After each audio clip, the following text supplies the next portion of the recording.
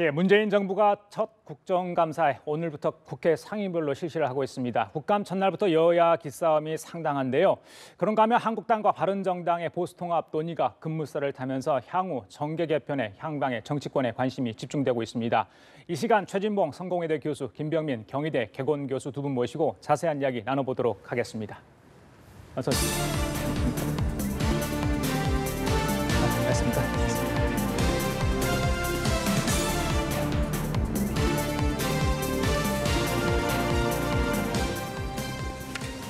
네, 오늘 첫 대담의 주제는 아무래도 잠시 전에 있었던 임종석 청와대 비서실장의 현안 브리핑부터 시작해야 될 것 같습니다. 자, 세월호 사고 당일 상황 보고 일지 조작 파일이 발견이 됐습니다. 최초 보고 시간이 달랐네요. 그렇죠. 예, 바뀌었습니다. 예, 처음에는 어떻게 들으셨어요? 9시 30분으로 기록이 돼 있던 것을 나중에 10시로 바꿨다는 거죠. 30분을 늦춘 건데 그건 결국 이제 청와대 그 당시 청와대 입장에서 박근혜 정부 입장에서는 사건이 발생하고 보고를 받는 날 바로 대응했다라는 것을 보여주기 위해 30분을 더 늦춘 거 아니겠습니까? 그러니까 원래 보고받은 시간에 바로 대처를 못했고 시간이 좀 지연된 것을 모면하기 위해서 조작을 했다는 것인데 국가의 중요한 보고 자료들을 조작하는 건 있을 수 없는 얘기죠. 그러면 국민들이 그걸 제대로 알 수 없는 거 아니겠습니까? 지금까지 세월호 관련해서 청와대가 자체적으로 청와대 홈페이지에 그 당시 청와대 홈페이지에 본인들이 어떻게 했는지 상황 일지도 다 올렸지 그렇죠. 않습니까? 시간대별로 올렸죠. 그렇죠. 그런데 예. 그 시간대 자체가 지금 조작이 됐다는 거 아닙니까? 이 예. 내용으로 본다고 하면. 그렇다고 하면 정부가 본인들의 실수를 인정하면서 잘못된 부분들을 감추기 위해서 국민을 대상으로 해서 사기를 쳤다. 이렇게밖에 볼 수 없는 것이죠. 그러니까 있을 수 없는 일이고요. 청와대라고 하는 가장 중요한 기관이 국민들에게 거짓말을 해서 국민을 호도하는 그런 행위를 했다는 것은 비난받아 마땅한 행위라고 봅니다. 알겠습니다. 청와대에서 첫 보고를 받은 게 굉장히 상징적 의미가 있기 때문에 여러 차례 청와대 참모들한테 그걸 확인할 수 있는 기회가 있었죠. 근데 결국 30분의 차이가 있었네요. 네, 그러니까 이게 세월호 7시간 문제는 지난번 박근혜 전 대통령 탄핵 과정에서도 주요한 혐의 중에 하나로 들어가 있죠. 여기에 대해서 이제 당시에 헌재 탄핵 과정에서도 결국은 박 전 대통령의 탄핵 문제에서 세월호 문제만큼은 명확하게 입증하거나 규명하기가 좀 어려운 측면들이 존재를 했습니다. 근데 오늘 청와대 발표 자료를 보게 되면은 이 30분이라는 시간이 의미하는 바가 굉장히 큰데요. 당시 2014년 4월 16일 8시 58분에 아마 사고가 발생을 했을 겁니다. 그리고 나서 1분 1초가 아마 골든타임으로 볼 수 있는 건데 9시 한 30분 정도의 시간이면 그때 이제 구조를 위한 여러 가지 조치들이 취해지고 있을 때거든요. 근데 그로부터 30분의 보고를 최초로 받고 만약에 10시로 뒤로 30분을 미뤄서 작성했다면 그 30분 기간 동안은 무슨 일이 일어났는지에 대한 규명 작업들이 앞으로 좀 진행되어야 될 거라고 사람들은 얘기할 것이고요. 이제 이 상황 보고 일지를 누가 조작을 했는지가 결국은 위법한 행위이기 때문에 이 부분을 밝혀내는 데 주력이 될 거고 두 번째로 이제 가장 큰 문제가 제기될 사람은 김기춘 전 실장일 것 같습니다. 오늘 청와대 발표 내용을 보니까 국가위기관리 기본 지침도 불법 변경했는데 맞습니다. 그 위기가 이제 국회에 출석한 김기춘 실장이 이러한 재난 관련에 대한 책임은 청와대가 아니라 안행부에 있다라는 것들을 증명하기 위해서 지침을 불법 변경했다는 거거든요. 그다음 여기에 대한 이제 직권남용 혐의 뭐 여러 가지 등에 대해서 김기춘 전 실장에 대한 혐의가 추가되지 않을까 생각이 됩니다. 국정감사의 김관신 실장이 이번에 증인으로 채택이 안 됐는데 뭐 확인할 부분이 좀 있어 보이지 않나 싶은데 전체적으로 방금 말씀하신 청와대 참모진의 그 책임선까지 같이 좀 밝혀질 수 있을까요? 어떻게 보세요? 뭐 그렇게 될 가능성이 높다고 봐요. 방금 임종석 비서실장이 그런 얘기 했지 않습니까? 수사기관에 수사를 의뢰했다고 하니까 이 문제를 누가 조작을 했고 어떤 방법으로 조작이 됐는지 특히 재난에 관련해서는 아까 지금 김병민 박사도 얘기했지만 지침 자체를 바꿨다고 하는 것은 원래 컨트롤 타워 역할을 안보실장이 했어야 되는데 그 책임을 회피하기 위해서 청와대가 책임이 없는 자리다. 안전행정부가 하는 것이다라고 지침을 바꿨다고 하는 것은 책임 회피성 논란이 일 수밖에 없고요. 정상적인 절차, 예를 들면 법제처장이 대통령의 재가를 받아서 번호를 부여해야 된다는 절차 자체를 무시했다고 하면 법을 어긴 행위 아니겠습니까? 그렇다면 책임 있는 사람들은 당연히 이 법적 위법한 행위에 대해서 처벌을 받아야 된다고 생각이 됩니다. 그러면 청와대가 이런 자료들 이제 또 캐비넷에서 나왔는데 이건 어떻게 고발 조치를 하는 겁니까? 검찰에서 다시 수사를 할 수 있는 여지가 있는 건가요? 청와대에서 법적으로 고발 조치를 취한다고 임종석 실장이 얘기를 했고요. 앞서 이제 김기춘 실장에 대한 책임 여부까지 얘기를 했는데 이제 국회에서 얘기했던 과정 자체가 위증이 돼버리는 것 아니겠습니까? 그러니까 서류를 조작했던 혐의 플러스로 국회에서 말했던 그동안의 얘기들 그리고 그동안 이제 최순실 국정농단에 대한 청문회 과정들이 국회에서 또 있었는데 그 당시에 청와대 참모진들이 이 세월호 7시간의 진실을 규명하기 위해서 참 많은 이야기들을 얘기를 했습니다. 근데 만약 오늘 임종석 실장이 얘기했던 문건의 진위가 사실이라면 그동안 이렇게 얘기했던 사람들 모두가 다 위증을 한 상황으로 볼 수 있는 거거든요. 그래서 여기에 대한 후폭풍이 좀 심하게 있을지 않을까라는 생각이 듭니다. 청와대 캐비넷에서 계속 이렇게 문건들이 나오고 있는데 최근에 모 야당 의원이 이제 캐비넷 자체에 있는 문건 자체를 뭐 조작했다 이런 의혹도 제기를 하지 않았어요? 예. 근데 캐비넷에 있는 문건 자체를 조작하기에는 쉽지 않을 것 같다는 생각이 들고요. 결국은 정권은 유한하기 때문에 5년이라는 정권 이후에 무슨 일이 일어날지 모르는 상황인데도 예. 이것들에 대한 문건들을 조작하기 쉽지 않을 거다. 다만 이제 청와대에서 여러 가지 발표하는 문건들이 청와대는 이제 굉장히 많은 여러 가지 국정에 관한 문건들이 있을 건데 예. 그중에 혹시 집권 여당이 유리하고 예. 야당이 불리한 문건들만 뽑아서 공개하는 건 아닌가라는 게 예. 보수 야당의 의구심과 지적인 거거든요. 예. 그런 의혹을 사지 않기 위한 좀 공정성 시비에 휘말리지 않는 노력도 필요해 보이긴 합니다. 알겠습니다. 자, 무슨 일을 하든 진실은 하나입니다. 좀 지켜보도록 하고요. 자, 오늘 대담 본격적으로 들어갈 텐데 이 키워드로 시작을 해야 되겠죠? 보여주시죠. 예. 자, 문재인 정부 첫 국정감사가 막이 올랐습니다. 20일간이 진행이 될 텐데 뭐 벌써부터 난타전이 벌어지는 뭐 상임위가 있다고 저희도 인천에 듣고 있습니다. 과연 국감다운 국감이 될까 아니면 예전처럼 또 구태가 재현되지 않을까 걱정하는 분도 있는데 어떻게 전망을 하십니까? 좀 이런 전망이 맞지 않기를 바라지만 사실은 구태가 재현될 가능성이 있다고 봅니다. 왜냐하면 지금 국감에서 민주당 같은 경우, 여당 같은 경우에는 적폐청산을 지금 화두로 내세우면서 전 정권의 문제점들을 파헤치겠다고 지금 벼르고 있는 상황이고요. 거기에 대응하는 자유한국당 입장에서는 이거는 정치 탄압이다 이렇게 나올 수밖에 없어요. 그러면 이게 정쟁으로 흐를 가능성이 있는 거죠. 국감이라고 하는 것은 사실 정치적 어떤 이해관계를 떠나서 국가가 제대로 운영되고 있는지, 세금으로 운영되는 기관들이 제대로 일을 하고 있는지를 국회가 국민을 대표해서 검증하고 검사하고 보고 이러는 거 아니겠습니까? 근데 그런 역할보다는 한편의 정치적 이해관계 때문에 자기들의 주장을 강조하는 쪽으로 가다 보면 이게 다른 방향으로 흐를 가능성이 있다는 것이죠. 지금 그래서 방향 자체가 저는 잘못됐다고 봐요. 예를 들면 적폐청산이라는 것을 주장하면서 또는 이쪽에서는 정치 탄압을 주장하면서 이념적 논쟁으로 가게 되면 그 자체가 국감의 본질을 흐릴 수 있는 요소가 되기 때문에 국회는 정쟁을 떠나서 정말 물론 적폐청산도 필요한 부분이죠. 예전에 정부의 잘못된 부분이 있다면 그것도 다 들춰내서 밝혀내고 또 그게 정치적으로 문제가 안 되는 부분이라고 하면 문제 있는 것에 대해서 다 국민들이 소상히 알 수 있도록 문제를 지적해서 바로잡을 수 있는 기회를 잡는 것. 그건 국민의 대표기관인 대의기관인 국회가 할 일이기 때문에 정말 정쟁이 아니라 국민의 입장에서 국가기관이 제대로 일을 하고 있는지를 검증하는 그런 자세로 국감이 이루어져야 될 텐데 지금 우려되는 것은 아까 제가 말씀드린 정쟁으로 흐를 가능성이 있다는 점이 우려되는 부분이라고 볼 수 있겠습니다. 김 교수 말씀 듣기 전에 여야 원내대표 오늘 국감 첫날인데 이런 각오를 밝혔습니다. 들어보고 말씀 좀 나누시죠. 들려주십시오. 이번 국정감사는 보수정권 9년의 총체적 국정 실패를 되돌아보고 민생과 민주주의를 훼손하고 헌정 질서를 유린한 국정농단의 실체를 국민들 앞에 드러내고 바로잡는 자리입니다. 이것이 국회에 대한 국민들의 기대에 부응하는 것이며 국정감사 본연의 취지를 살리는 일입니다. 그런데 넓고 부패한 과거를 청산하고 새로운 대한민국의 출발점이 되어야 할 국정감사를 앞두고 자유한국당이 온갖 억지 주장과 아니면 말고식 의혹 제기에만 몰두하고 있어 유감입니다.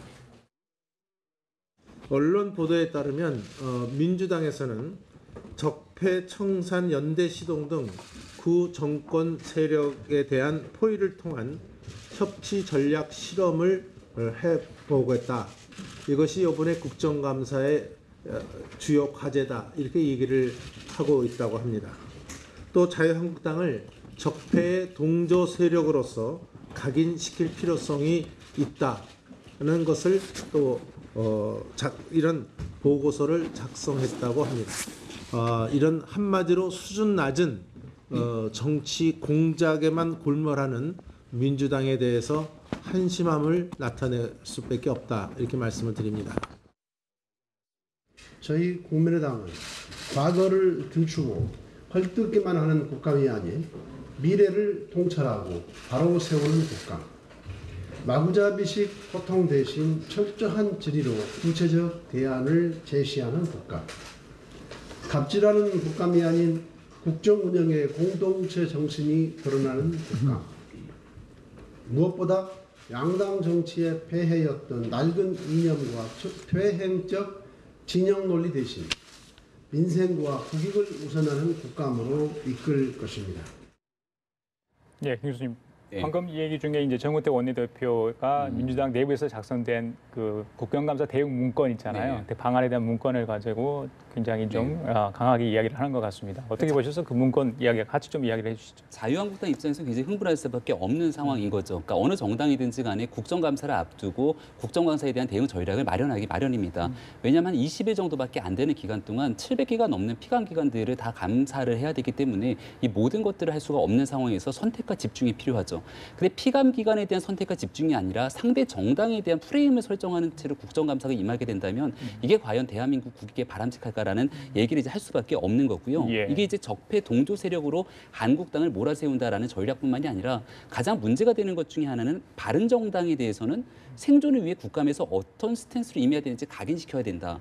또 국민의당에 대해서는 연대를 모색해 청산연대를 가속화한다. 그러니까 적폐청산에 시동을 걸게 되면 제3정당인 국민의당은 자연스럽게 과거 보수 정부에 대해서 비판할 수밖에 없는 거고 예. 그럼 과거에 얼마 전까지 얘기가 나왔던 바른정당과의 연대는 끊어질 수밖에 없게 되는 상황인 거거든요. 그럼 국정감사가 사실상 정쟁의 장으로 활용되기 위한 전략을 짠 거냐라고 비판이 될 수밖에 없기 때문에 예. 여기에 대해서 이제 민주당 같은 경우는 이거는 실무진이 작성한 거기 때문에 지도부는 모른다라고 얘기하고 있지만 여기에 대해서 분명한 선을 좀 거줄 필요가 있다는 생각이 들고요. 적폐청산 중요합니다. 과거의 문제를 덮고 넘어가지 않고 이것들을 끄집어내서 미래를 가기 위한 청산이 중요한데 그걸 국정감사에서 장으로 활용할 것이 아니라 국정감사는 말 그대로 피감기관에 대한 정말 소중한 국정감사의 기회를 활용하고 예. 여야가 정말로 과거에 어느 정파에도 치우치지 않은 적폐청산을 하기 위해서는 특별법 제정해서 저는 얼마든지 운영할 수 있다고 봐요. 기간을 예. 정하고 예. 과거에 특검하는 방식과 같이 그렇게 됐을 경우는 자유한국당도 이제 107석밖에 되지 않고 더불어민주당도 121석밖에 되지 않기 때문에 중간에 40석을 갖고 있는 국민의당이 캐스팅 보터의 역할을 할 수도 있을 것이고 예. 정말로 특정 정파에 치우치지 않는 과거의 문제들을 끄집어낼 수 있을 거거든요. 근데 이거를 특정 정파가 특정 세력들과 함께 만약에 청산을 이뤄간다고 하는 게 가속화되면 될수록 결국은 정쟁의 장으로 흐를 수밖에 없다는 우려가 되긴 합니다. 예, 알겠습니다. 뭐 어떻게 보세요, 최 교수님? 일단 그러니까 지금 이게 저는 이렇게 생각해요. 원내 기획국에서 만들어서 자체적으로 보기로 했는데 이게 누출, 그러니까 뭐 밖으로 나온 게 문제인 거죠, 사실은. 전략적으로 예를 들어서 국감하는 데 있어서 정당이 어떤 전략을 하겠다. 이건 필요한 부분이라고 볼 수 있죠. 왜냐하면 국감을 대비하는 정당들 입장에서 본인들이 어떤 입장으로 어떤 자세로 국감에 임해야 될 거냐. 근데 이제 문제는 이게 뭐 특정 정당에 대해서 어떤 프레임을 씌우겠다고 하는 그런 이제 뉘앙스가 보여서 문제가 될 수 있는데 뭐 이렇게 볼 수 있겠죠. 이제 뭐 이걸 긍정적으로 본다고 하면 긍정적으로 봐야 될지는 좀 논란이 될 수 있겠지만 자기 정당이 어떤 모습으로 국감에 임해야 될지를 표현하는 방식이 좀 지나쳤다 이렇게 볼 수 있을 것 같아요. 그러니까 국감에 임하면서 우리 정당이 어떤 이미지를 만들어내고 상대방 정당이 어떤 이미지로 만들어낼 거냐에 대해서는 충분히 얘기할 수 있지만 그것이 이제 좀 더 지나치게 표현된 부분이 그러니까 자유한국당을 자극한 그런 양상이라고 볼 수 있을 것 같고요. 그래서 이걸 만들더라도 가능한 한 조금 그러니까 다른 정당에 대해서 비판적인 어떤 얘기를 들을 수 있는 그런 이미지나 내용들을 표현하기보다는 좀 더 상식적으로 이해할 수 있는 부분에서 전략을 세우는 것도 어찌 보면 국민들도 받아들이기 편하고 또 이게 만약에 밖으로 나간다 하더라도 더 이상 비판의 대상이 안 될 거 아니겠습니까? 그러니까 적폐의 대상이 되는 것처럼 그런 세력으로 각인시키자 이런 표현 자체가 지나치다 보니까 결국은 뭐 선의로 했든 아니면 어떤 방법을 했든 그 자체가 비난을 받는 요소가 된다고 볼 수 있겠습니다. 알겠습니다. 자, 그리고 벌써 이제 파행 조짐을 보이고 있습니다. 특히 이제 김인수 헌재 소장 권한 대행 체제로 가기로 한 것에 대해서 야당 쪽에서 반발이 좀 큰 것 같습니다. 특히 이제 국민의당이 헌재에 대한 국감 보이콧 이야기를 꺼내 들었습니다. 뭐 야3당도 동조할지 그 부분은 이제 아마 오늘 오후에 좀 논의가 있을 것 같은데 어떻게 예상하십니까? 내일이 이제 헌법재판소에 대한 국감이 실시가 되죠. 법사위 차원에서 여러 가지 고민이 있는 것 같은데 이 사건의 발단이 됐던 거는 국회에서 김인수 헌법재판소장 후보자에 대한 인준안이 부결이 됐는데 청와대에서는 김인수 후보자에 대해서 권한대행의직을 유지하겠다. 근데 언제까지 유지하겠다라고 하는 선을 긋지 않기 때문에 김인수 후보자 같은 경우는 내년도까지가 이제 임기지 않습니까? 사실상 임기를 그대로 다 채우게 되면은 국회에서 인준이 부결된 것에 대한 의미가 퇴색될 수밖에 없는 상황인 거고 이렇게 가게 됐을 경우에는 헌법재판소라고 하는 곳, 그러니까 삼권분립의 원칙에 따라서 사실은 정치로부터 독립이 되어 있어야 되고 현 정권으로부터 독립이 되어 있어야 되는데 이 지금 현재는 정부에 예속되는 상태에서 정치적 독립성을 훼손하는 것이 아니냐에 대한 우려를 제기하는 겁니다. 그러니까 이게 자유한국당이나 바른정당의 문제 제기가 아니라 국민의당의 문제 제기라는 거에 조금 더 더 초점을 맞출 필요가 있는 것 같고요. 특히나 지난번 김희수 후보자가 부결됐을 당시에도 캐스팅 보터 역할을 했던 국민의당의 역할이 지대적이었거든요. 예. 근데 여기에 대해서 국민의당이 뭐 문자 폭탄을 받는 등 예. 굉장히 많은 어려움을 겪었지만 그 자체의 국회 결정을 존중해줘야 되는데 그렇지 않은 청와대의 문제를 삼는 거기 때문에 예. 여기에 대한 응답은 결국 청와대의 몫이 아닌가 싶습니다. 알겠습니다. 최 교수님. 이거 이제 이런 거죠, 사실은. 그러니까 청와대 입장에서는 사실 이제 국회가 그렇게 인준을 안 해준 것에 대한 어떤 뭐 반응이라고 봐야 돼요, 저는 그렇게 보는 건데요. 이제 청와대는 이렇게 주장을 하고 있잖아요. 이제 헌재 소장이 임기를 어떻게 볼 거냐 하는 문제가 명확하게 결정이 안 된 상태에서 헌재 소장을 임명하는 것 자체가 또 다시 임명하는 것 자체가 의미가 없을 수도 있다고 주장을 하는 거죠. 왜냐하면 지금 말씀하신 것처럼 얼마 이제 남지 않았어요, 임기가. 또 뭐 유일하게 지금 대상이 될 수 있는 사람, 헌재 재판관으로 임명돼서 활동하고 있는 사람이 유일하게 될 수 있는 사람, 강일원 재판관 같은 경우도 1년이 안 남았단 말이죠. 그러면은 국회에서 이거를 헌법재판소법에는 재판관 임기만 6년으로 기록이 돼 있지 헌재 소상 임기는 따로 명확하게 구명이 안 돼 있어요. 그래서 만약에 강일원 재판관을 새로 다시 후보로 추천을 해서 국회가 인준을 해준다고 하면 예. 그분의 임기를 그러면 남은 자녀 임기로 할 거냐 예. 아니면 새로 6년으로 할 거냐 하는 문제가 명확하게 정해지지 않았기 때문에 예. 청와대에서는 국회에 그걸 요청한 거죠. 국회가 이 부분을 명확하게 해달라 법적으로 6년의 임기를 다시 시작하는 건지 아니면 자녀 임기만 하는 건지 그래야 내부에 있는 재판관 중에 헌재 소장을 임명할 건지 아니면 국민의당이 주장하는 것처럼 외부에 있는 사람을 새로 재판관으로 임명하고 그리고 나서 헌재 소장으로 다시 후보를 추천하는 그러니까 두 가지를 동시에 할 건지를 결정해야 되기 때문에 그 예. 문제가 명확하게 되지 않은 부분들을 문제를 이제 제기하면서 예. 국회가 이 문제를 풀어달라고 지금 요청하는 그런 모양새라고 볼 수 있겠습니다. 알겠습니다. 자, 오늘 이제 산업위 그리고 외통위, 국방위 많은 상임위별로 이제 국감이 있었는데 한두 장면은 저희들 보고 가겠습니다. 먼저 국방위 국감 장면 한번 보실까요? 어떤 얘기가 있었는지 잠깐 보시고 가겠습니다. 예. 한마디로 지난 10년 동안 우리 사이버 사령부는 사실상 댓글 사령부로 전락해서 정권의 나팔수 노릇을 했고 선거 전에 특정 후보 지원하는 수단으로 쓰였고 이렇게 잘못 운영된 이 적폐를 확실하게 도려내고 다시는 이런 일이 재발되지 않도록 하기 위해서는 장관님의 보다 결연한 의지가 필요하다고 생각하는데 국방부에서 조속하게 전시작전권을 전환하기 위해서 필요한 전력 보강을 신경을 써야 되는데 오히려 대통령 공약을 지키기 위해서 여론의 동향을 살피고 지지계층에 대한 홍보를 통해서 목적을 달성하려는 대단히 위험한 그런 정치 행위를 하고 있다. 예, 다음은 외통위를 좀 가볼까요? 외통위는 조금 더 저희들이 눈길을 끌만한 일이 있었습니다. 지켜보시죠. 예. 지금 미국이 북핵 폐기를 위해서 미중 간의 경제 전쟁까지 감수하면서까지 지금 나가고 있는데 우리 정부는 대북 지원이다, 북한과의 대화다, 맨날 뒷짐지고 이런 거 하면은 결국 동맹의 틀을 우리 스스로 깨고 있는 게 아니냐. 그렇죠? 독자적인 제재도 필요하면 검토할 수 있습니다. 아니 검토하고 있다, 준비하고 있다 했는데 왜 아직까지 안 내냐 이겁니다. 정말 그러니까 대북 제재 신용만 하고 있다 우리 정부. 그러니까 진정성이 의심받고 결국 뭡니까? 코리아 패싱, 심지어 대통령까지 패싱한다는 이런 말이 나온 거 아닙니까? 이번 추석 때 생존 배낭 아십니까, 장관님? 네, 다시 말씀해 주시죠. 생존 배낭이요. 다시 말씀해 주시죠. 들어보신 적이 없습니까? 생존 이번 그 배낭. 추석 선물 네, 네. 추석 선물로 이 네, 네. 생존 배낭이 예? 이 불티나게 팔렸다는 겁니다. 이러한 것이 상징하는 것이 무엇인지를 정확히 아셔야 됩니다. 그럼 본인이 어떤 역할을 했는지 전혀 저는 모른다고 생각합니다. 잘 알고 있다고 생각합니다. 의미심장한 이런 내용.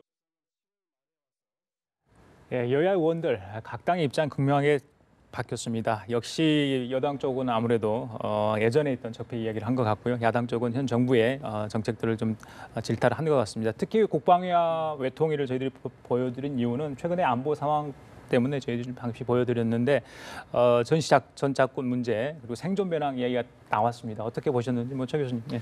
일단 생존 배낭 같은 경우에는 예. 저는 일반 그러니까 평상시에도 사실은 모든 가정들이 하나씩 가지고 계신 게 좋아요. 왜냐하면 혹시 무슨 일이 일어날지 모르고 예를 들면 지진 같은 거 일어나도 생존 면허이 필요한 거 아니겠습니까? 그리고 이제 생존 면허를 상징적으로 보여준 것은 우리나라의 안보 상황이 위중하다고 하는 부분, 전쟁의 발발의 위험성에 대해서 강조하고 싶어서 그런 얘기를 하신 것 같은데 사실 이제 우리나라가 지금 현재 외국의 그러니까 유엔의 제재에 동참하면서 함께 하면서 우리 나름대로 할 수 있는 제재 방안이 그리 많지가 않아요, 사실은. 왜냐하면 유엔이 하고 있는 제재 방안이 거의 뭐 맥시멈에 가깝도록 모든 제재 방안을 다 동원하고 있는 상황 아니겠습니까? 또 우리 정부가 거기에 적극적으로 동참하고 있고 또 하나는 유엔뿐만 아니라 중국에 대해서 설득 작업을 계속하고 있는 상황이기 때문에 우리가 뭐 지금 북핵 문제에 대해서 우리가 뒷짐을 지고 있거나 아니면 적극적으로 나서지 않는다고 얘기하는 것은 저는 맞지 않다고 생각합니다. 문재인 정부가 사드 배치를 포함해서 지금 현재 북핵 관련해서 할 수 있는 모든 방법들을 다 동원한다고 저는 생각을 하고 있거든요.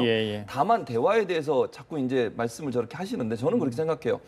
제재와 압박은 하지만 대화의 틀은 항상 열어놔야 된다고 생각하거든요. 지금 현재 뭐 미국도 마찬가지 아니겠습니까? 트럼프 같은 경우도 압박하고 군사적 옵션까지도 얘기하지만 대화한다고 하는데 그걸 무시할 수는 없는 거 아니에요? 만약에 북한이 대화 테이블로 나온다고 하면 언제든지 그 대화 테이블에 나갈 수 있도록 하는 만반의 준비도 반드시 해야 되기 때문에 대화를 우선하는 것이 아니라 문재인 정부는 어쨌든 제재와 압박 거기에 무게를 두고서 추진해 나가지만 대화의 기회가 열린다면 언제든지 대화를 하겠다고 하는 자세를 견지하고 있는 것이 올바른 방법이다라고 저는 생각을 하는 것이죠. 알겠습니다. 네, 이 외교와 국방에 관한 문제만큼은 여야가 함께 사실은 국정감사에서 공통적으로 임해야 될 부분들이 많다라고 보여지고요. 특히나 여당이 주장하고 있는 적폐청산 중에 특히 군의 이 정치 개입 문제, 사이버 사령부에서 민간인을 사찰하고 했던 이런 내용들 같은 경우는 사실 여야가 함께 나서갖고 문제를 좀 규명할 필요는 분명히 존재한다고 보여집니다. 그러니까 거기에 덧붙여서 그럼 이 문제만으로 끝날 것이냐가 아니라 이 엄중한 한반도 위기 속에서 군의 역할은 굉장히 중요하거든요. 최근 얼마 전에 불거진 얘기가 북한의 김정은 참수작전에 관한 얘기 그리고 이런 전략들에 대한 거의 많은 부분들이 전자만까지 북한군으로부터 해킹을 당했다는 얘기가 나오는데 그렇다면 이런 문제가 어디서부터 발생했는지 우리 정부가 이런 문제를 극복하기 위해서 어떤 대안과 방법들을 마련해야 되는지를 사실 국회 국방위에서 여야가 지혜를 모아야 되는 거거든요. 20일이라는 시간이 길지가 않습니다. 이 외통위에 대한 부분도 마찬가지인 건데 특히나 보수야당이 주장하고 있는 굳건한 한미동맹이 흔들리고 있다라는 뼈아픈 지적에 대해서도 정부 여당이 받아들일 필요가 있습니다. 어디에서부터 이 한미동맹이 흔들리고 있는 건지 대한민국에서 문재인 정부가 추진하고 있는 이 한반도 운전자론 이게 실질적으로 북한과의 대화가 가능한 부분들이 있는 건지에 대해서도 여야가 좀 지혜를 모을 필요가 있다라고 저는 보여집니다. 알겠습니다. 다음 대담 주제로 넘어가겠습니다. 자, 이게 또 지방선거를 앞두고 큰 이슈가 될 것 같죠? 보여주시죠. 한국당과 바른정당, 이른바 보수 대통합 논의가 한창입니다. 자, 현재로서는 유승민 의원 등 자강파 의원들, 저거 통합은 어려울 것 같은데 일단 반대를 강하게 하고 있는 상황 아니겠습니까? 심지어 통합파 의원들 10여 명이 탈당도 할 수 있다 이런 관측도 나옵니다. 어떻게 전개될 것을 예상하십니까? 뭐 그렇게 될 가능성이 높다고 보는 거죠. 사실은 명분론과 현실론이 부딪혀지는 거 아니겠습니까? 그러니까 김무성 전 대표를 중심으로 한 통합파들 같은 경우 현실론을 주장을 하는 거죠. 이 상태로 가서는 도저히 이제 보수가 겸연할 수도 있다. 또는 지방선거를 앞두고서 도저히 승리할 가능성이 없다라고 하는 부분들. 그 부분이 이제 현실적으로 그 통합의 필요성을 강조할 수밖에 없는 구조인 거죠. 사실 그리고 지방선거에 나오려고 하는 보수를 기반으로 하고 있는 그런 후보들 같은 경우도 통합에서 일정 부분 찬성하는 부분이 있을 겁니다. 그런데 이제 유승민 대표 지금 출마하려고 하는 유승민 의원 같은 경우는 명분론을 내세우는 거 아닙니까? 박근혜 전 대통령에 대한 그런 문제, 국정농단 이 사태 때문에 빠져나왔는데 거기서 탈당을 해서 새로운 정당을 만들었는데 그 문제가 청산이 안 된 상태에서 다시 들어간다. 이게 과연 국민들이 받아들일 수 있겠냐 하는 부분인 거죠. 실제로 여론조사 결과를 보면 바른정당이 통합하는 것에서 반대하는 그런 의견이 더 많은 것으로 나타났지 않습니까? 그건 국민들 입장에서는 사실 바른정당이 왜 나왔으며 지금 나와서 또 아무런 명분 없이 또다시 들어가는 것이 과연 정치적 도의나 명분에서 맞느냐 하는 부분에서는 질문을 던지는 거거든요. 그래서 결국 명분론과 현실론이 부딪혀지다 보니까 유승민 의원 입장에서는 명분론을 계속 주장할 수밖에 없어요. 그게 본인의 트레이드 마크기도 하고 또 지난번 대선에 나와서도 본인이 계속 자강론을 주장했던 그런 이미지가 있기 때문에 지금 당장 백기를 들고 투항해서 들어간다 이건 상상할 수 없는 부분이고요. 김무성 전 대표 같은 경우에는 뭐 이 정도면 됐다라고 주장할 만큼 지금 상황도 괜찮다라고 얘기하고 있는 부분이에요. 그렇다고 하면 이걸 끝까지 보고 있을 수는 없다는 거죠. 그러면 아마 전대가 이루어지기 전에, 그러니까 바른정당이 전대를 하기 전에 일정 부분 몇 명이 될지는 모르겠지만 김무성 전 대표를 중심으로 한 통합파가 당을 나와서 자유한국당으로 들어갈 가능성을 가능성이 높다라고 보는 것이 제 판단입니다. 알겠습니다. 자, 김무성 의원 얘기를 했기 때문에 김무성 의원의 목소리 직접 들어보고 우리 김 교수님 이야기를 듣도록 하죠. 예, 들려주십시오. 근데 이제 주변에 이제 다른 반대하는 의원들도 많으신데 사실상 이제 당대당 통합은 좀 어려운 게 아니냐 이런 좀 비판들도 있고 해가지고. 그러나 마지막까지 최선을 다해서 당대당 통합이 될 수 있도록 노력을 하겠습니다. 통합이 안 된다면 좀 설득이 안 된다면 좀 어떻게 진행될지 좀 여쭤보겠습니다. 당대당 통합에 준하는 그러한 방법을 모색해 보도록 하겠습니다. 김무성 의원이 유승민 의원을 끝까지 설득할 수 있을까요? 설득하는 모습을 끝까지 보일 겁니다. 네. 그럼에도 불구하고 유승민 의원의 선택이 바뀌기도 또 쉽지가 않을 것 같다는 생각이 드는데요. 일단은 김무성 의원을 중심으로 한 통합파 의원들이 한 10명 정도가 넘는 상황에서 자유한국당으로 통합되는 순간 이 바른정당은 교섭단체 지위를 잃어버리게 되죠. 또 여기에서 단순히 교섭단체 지위를 잃어버린 것뿐만이 아니라 보수적인 유권자가 바라보는 그 다음의 여론과 기대감이 앞으로 바른정당의 행보를 결정할 거라고 보여집니다.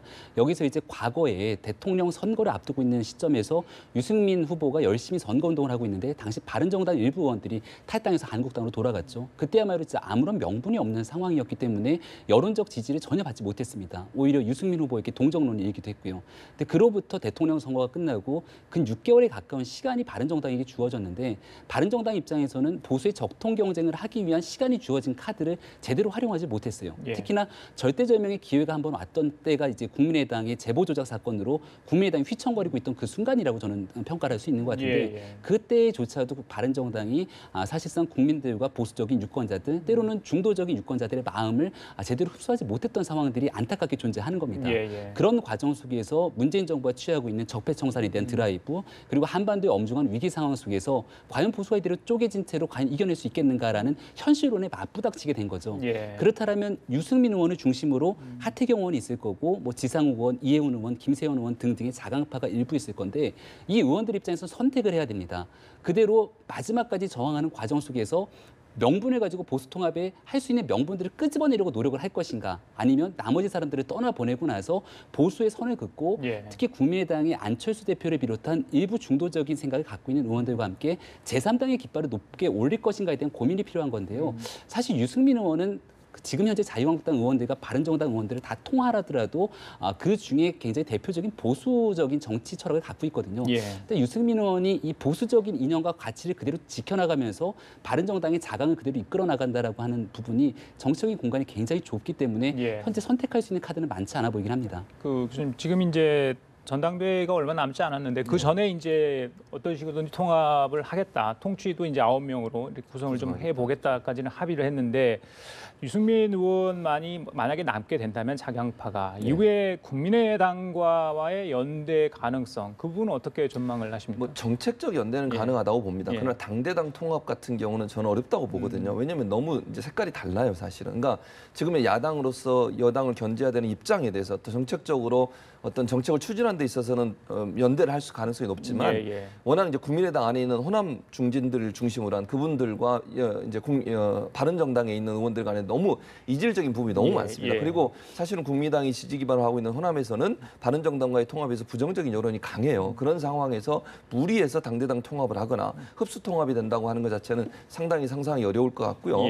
제가 볼 때는 이제 바른정당과 국민의당이 정책적 연대를 통해서 연대는 할 수 있지만 어떤 한 당으로 합쳐지는 통합의 모습으로 가기까지는 상당히 한계가 있을 수 있다는 생각이 듭니다. 알겠습니다. 당분간 이런 통합 논의는 계속될 것 같네요. 자, 지금까지 최진봉 성공회대 교수 그리고 김병민 경희대 개원 교수였습니다. 두 분 말씀 감사합니다.